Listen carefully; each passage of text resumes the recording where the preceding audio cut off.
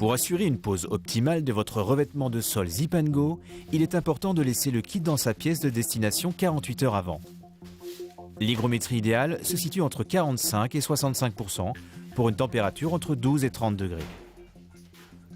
L'outillage nécessaire à l'installation comprend un crayon, un cutter, une scie, un mètre, des cales de dilatation.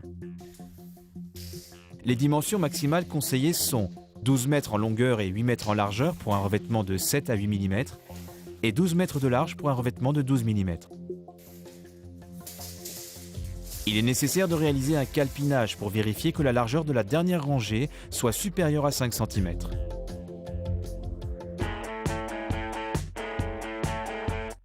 Pour préparer au mieux le sol destiné à accueillir les revêtements Zip & Go, assurez-vous que la surface soit la plus lisse possible.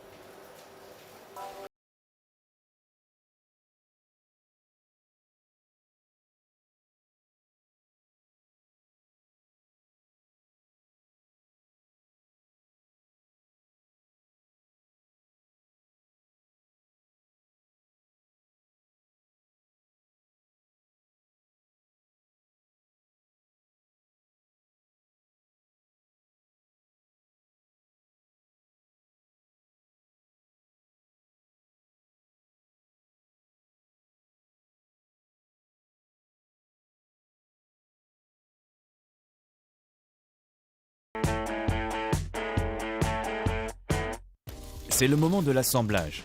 Le principe d'installation du revêtement est simple. Le sens de la pose doit s'effectuer en fonction de la lumière entrant dans la pièce. Emboîtez les côtés courts des lames et enlevez la tirette. Ce geste permet de positionner très exactement la languette entre les deux lames, tel qu'on le voit sur cet exemple. Le système Zip & Go permet également un démontage facile. Il suffit de glisser les deux lames, puis de réintégrer les deux languettes et ainsi être à nouveau utilisable. Démonter, remonter.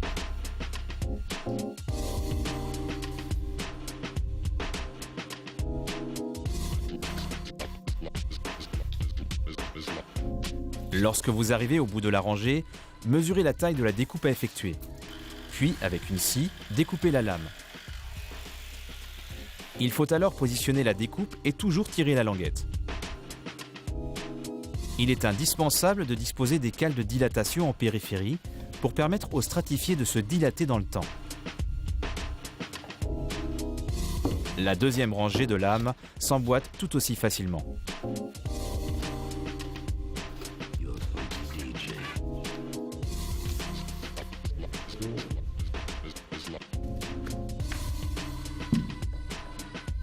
La longueur minimum entre deux côtés de la lame est de 30 cm.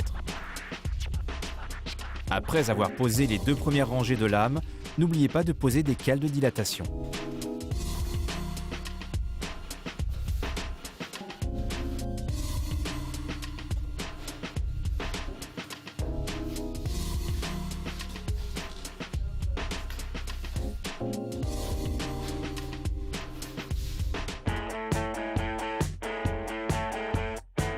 La largeur de la dernière rangée ne doit pas être inférieure à 5 cm. Pour la pose des dernières lames, il faut mesurer la découpe à effectuer, puis adapter la longueur de la languette pour la repositionner.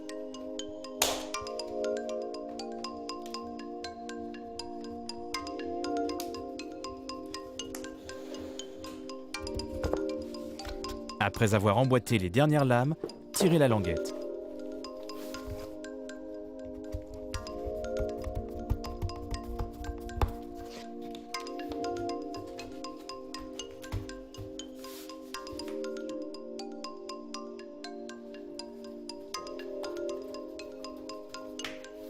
Il est conseillé de garder quelques languettes pour un éventuel démontage des lames.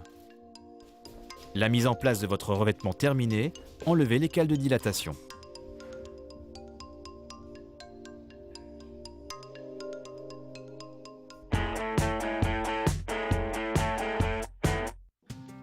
Pour une finition élégante, il existe dans la même gamme que votre revêtement des plinthes, scottis et carderons assortis au stratifié. Le seuil de porte assurera un lien esthétique et solide entre deux surfaces. Le revêtement Zip & Go est facile à entretenir. Une serpillière humide suffit pour nettoyer efficacement. Nous vous conseillons d'utiliser des patins sous vos meubles pour favoriser la longévité de votre sol.